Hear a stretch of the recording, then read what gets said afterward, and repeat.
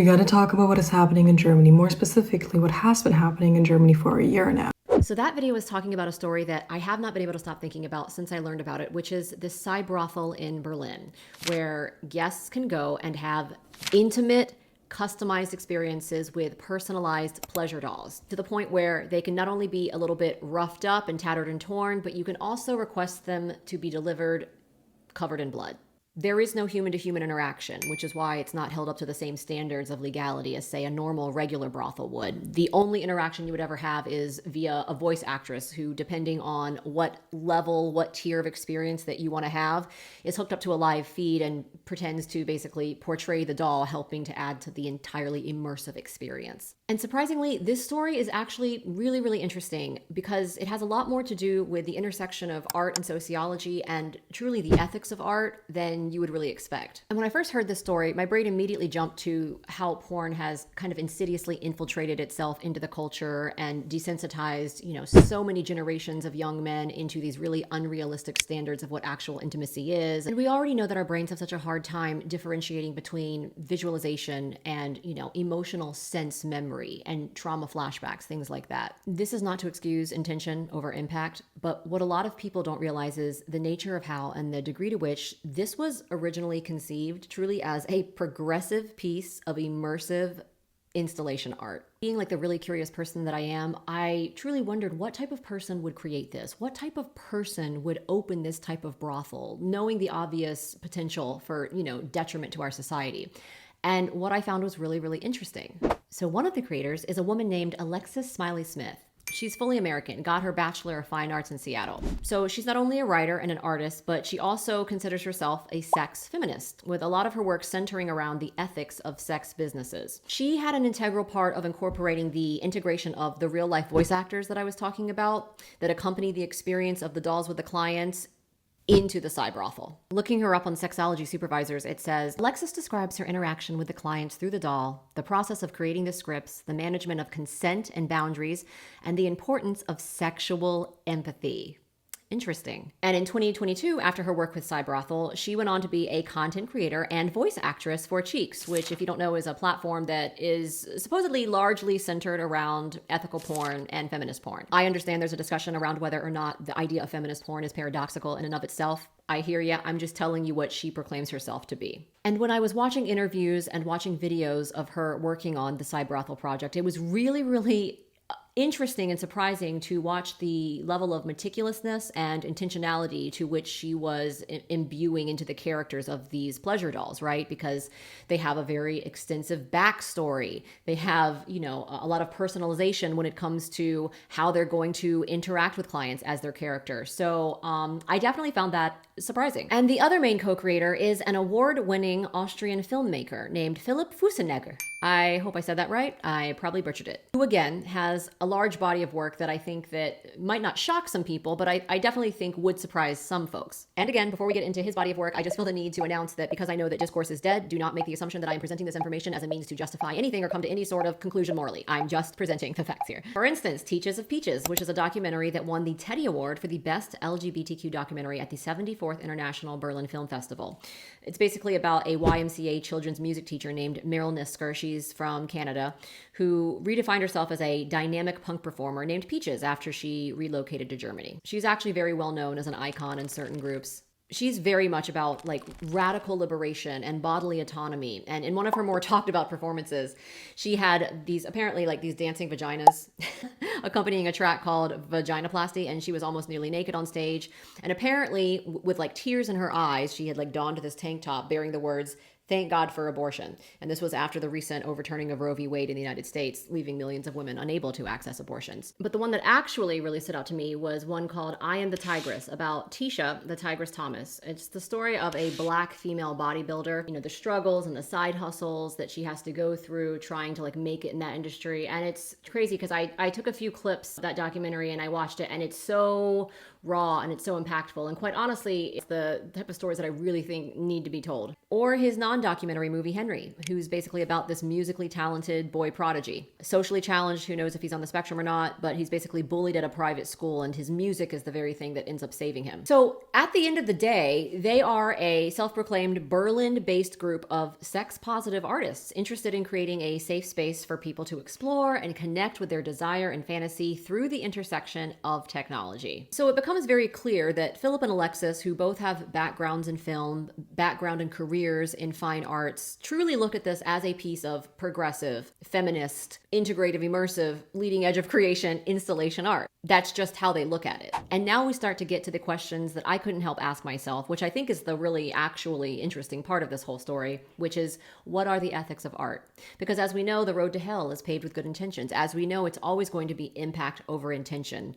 So it raises a lot of sociological ponderings, if you will, because you can come to a lot of conclusions from this. The nuance is always somewhere in the middle. So it doesn't have to be necessarily the vacillation between this binary way of thinking of either these are ridiculous artists that never had good intentions, they knew what they were doing, and they're causing a detriment on society, or they had the best of intentions. They really are radical artists who just wanted to put a leading edge experiment of interactive art out there, and they just didn't know, and they didn't think about the fact that this would have any type of ramifications. But it is kind of an age-old question of, at what point ever does art have an ethical responsibility to hold itself morally accountable to society? And who gets to decide that? Because I'm always going to be a cringy artist at heart, I tend to fall somewhere in the middle and want to believe that I actually do kind of trust that initially they had this intention and this actually authentic vision of groundbreaking, immersive installation art that was interactive, especially when you incorporate intimacy in a different way, and we're genre building. And that's part of the thing that I love about installation art, is because since it is kind of a smaller version of a production, there's so many more ways that you can be creative with it. And that's the thing about performance and installation art, is a lot of times you are doing some things that are maybe questionable, because that is kind of like the entire point. It's to make you think. But I also think that it's possible that that is true, and that at the same time, artists are capable of having blind spots. Kind of in the same way that a lot of times certain types of academics will often do a disservice to their own field that they are supposedly trying to empower in the name of getting egoic validation for like their legacy in the field. I'm actually kind of specifically thinking about like Ray Gunn. But I think in the same way that artists can kind of have that same sort of not intentionally self-serving blind spot, but they can, especially when passion and purpose and vision gets involved. Kind of in the same way that certain religious and spiritual types of people can get really emboldened to stand in certain positions, is because you feel like there's this calling and you feel like there's this purpose behind it. I think that artists are also just as capable as sometimes having that same almost like cognitive dissonance when it comes to the effects that their art might have on people. And I don't know if it has a lot to do with, especially like here in America, us talking about the potential of things like banning porn altogether. And so you can't talk about bans without talking about, censorship and art. And then you can't talk about censorship and art without talking about fascism and authoritarianism. It's intersectionality. Everything is connected. Even beauty is political, right? Because beauty is always going to be defined by the context of that culture at the moment and who is in power. And style is even political, because sometimes the very clothes and the fabrics that we wore were the only form of revolt and protest and rebellion that people had. But my point is that as society evolves and our consciousness expands and our ideas of morality and ethics expands, so will our conversations around art and the application of art have to expand as well. And this is already happening. We're already starting to have a lot of conversations that we didn't have necessarily before in the past when it pertained to art, such as whether or not the depiction of graphic sexual assault is ever really necessary to further a story, meaning, is it actually at a certain point gratuitous and superfluous to production? And of course, you can't have that conversation without also having the conversation about censoring art. So it gets a little tricky. We are just now fairly recently having conversations about the ethics and morality of having children on family YouTubing channels. That used to be a thing that we never even considered before, but here we are. I'm always talking about how like the fundamental nature of being an acting teacher, a singing teacher, a drum teacher, a dance teacher, whatever craft is somewhat lacking in terms of being mentally health informed. Because, for example, if you're paying a stranger that you've never met before, some strange man, giving him a lot of money to help teach your child actor how to have an emotional breakdown on command for a role, then, the conversations around the techniques he's using to get there, they're not exclusive to just acting conversations. They're also relevant to mental health conversations and ethics conversations. And the same goes for installation art. I come from a very old school mentality of getting the product for art. It was just like, no pain, no gain, fake it till you make it, right?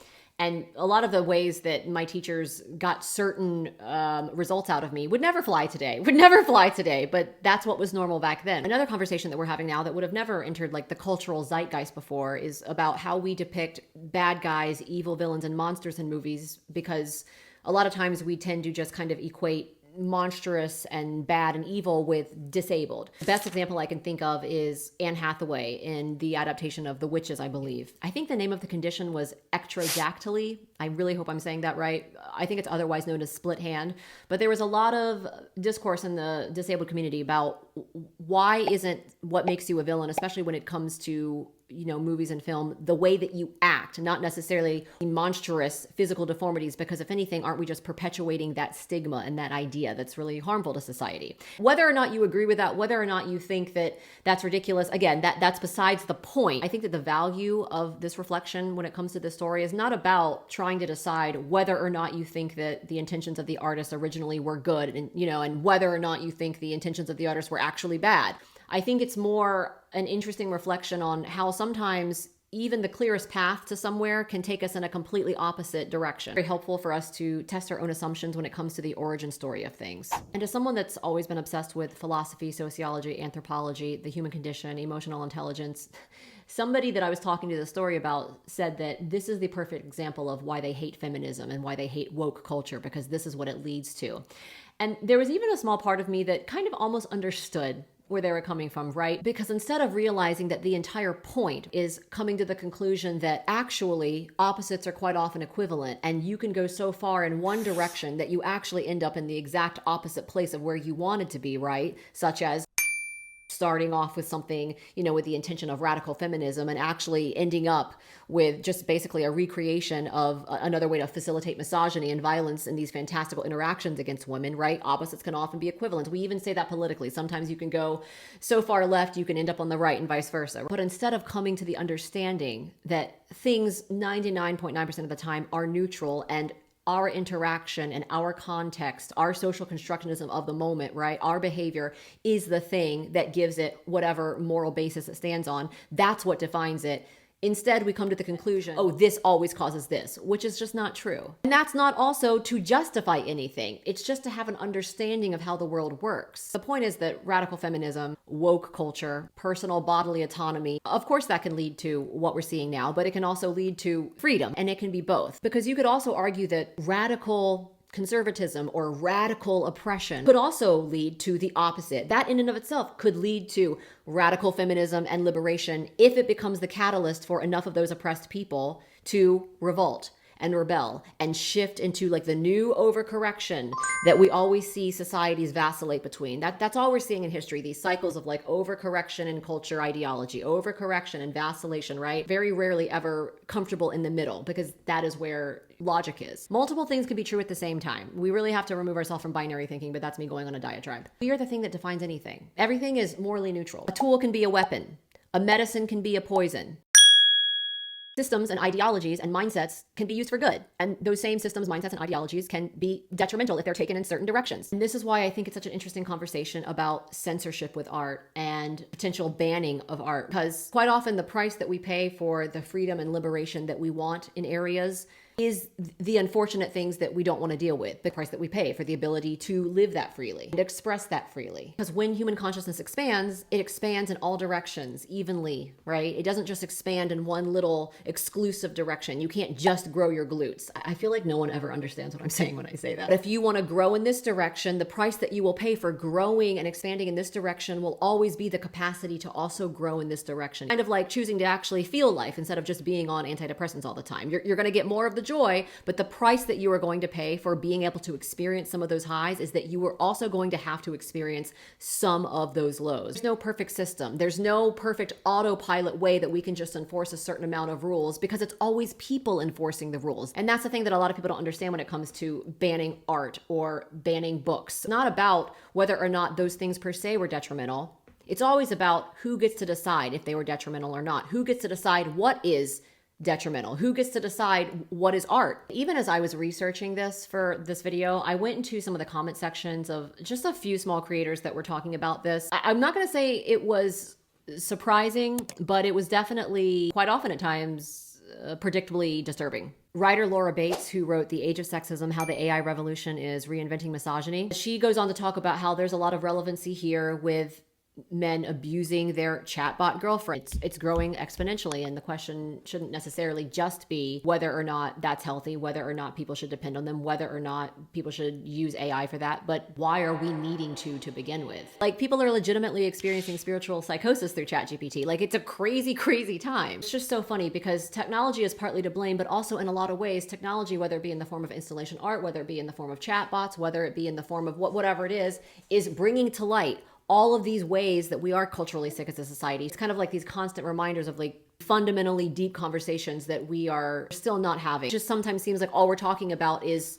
the mechanisms instead of the reason behind why are we this way. And my whole thing when it comes to like the artist's intentions, if Alexis Smiley's mission, if Philip's mission really was for this to be actual pro-liberation, pro-feminist, then why are we allowing people to order dolls covered in blood? Like, just that alone right there is kind of like antithetical to like the whole mission statement of the project. That's just my opinion. For me, at the end of the day, it kind of comes down to demonstrating a really embarrassing lack of actual creativity and actual vision with all of the interesting things that this installation could have been.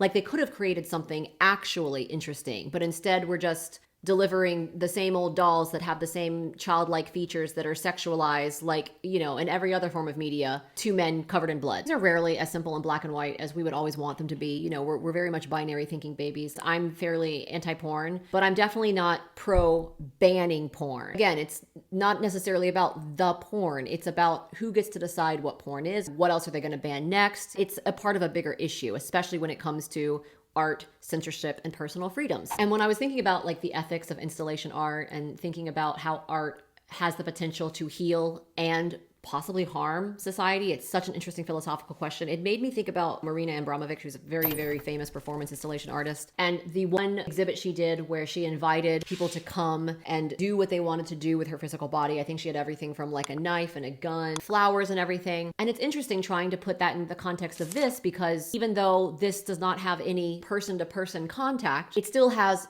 an obvious sociological impact, a collective impact if it gets to a certain level. We're not saying it definitely will, but we're absolutely saying that the potential is there. We've already seen what happens when young boys get desensitized to very violent graphic porn. It's definitely still relevant in this conversation when it comes to the opportunity for people to anonymously go and just act out very violent fantasies. Because inherently and fundamentally, removed from the context of our current moment of social construction, the art installation itself is inherently neutral, right? Like I said, just like a weapon can be a weapon or a weapon can be a tool. It depends on our interaction with it. That is what defines it. So in a way, the installation itself almost acts like a mirror for us to become aware of these disturbing patterns of behavior within society. Sometimes, ironically, the way that we interact with art is the catalyst that starts the conversation on why we're interacting with it in such a dark way. It reveals this energetic imbalance that existed before the art, but that the art simply facilitated. The opening of this Cybrothel is not what all of a sudden caused this spontaneous urge and desire in men to have intimate relations with dolls that were covered in blood or dolls that were a little bit beaten up. That existed before. In a weird way, the installation is almost bringing it more to light. And even though we already knew that, it brings it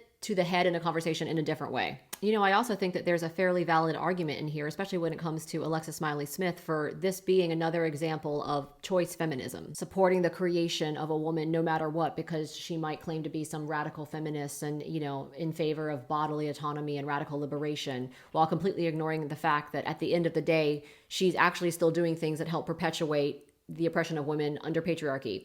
Whatever. I think so much of this has to do with the ability to conceive of the fact that multiple things can be true at the same time, and it's not either or, it's almost always and. For example, the notion that artists are perfectly capable of making harmful art without them necessarily personally being regressive or morally bankrupt people. The glaring thing that I haven't even addressed is that there's obviously a lot of ethical conversations and discourse around, the rights of sex workers and everything, but I feel like that is such a huge issue that would be an entire other video all on its own. I personally think that now more than ever at this moment that we are in, I do think it's the responsibility of a lot of artists to try to retain that sense of humanity and march us in the direction of not disconnect, but more human to human intimacy, more human to human storytelling, more human to human closeness. Because if artists aren't going to fight for our ability as we do this inevitable march towards our integration with technology, right? If they're not going to fight for that, then who is? It's not going to be tech bros. It's not going to be the billionaires. It's not going to be companies. Like, artists and storytellers are one of the few people that can do that. So while I do think there's a place for this type of art,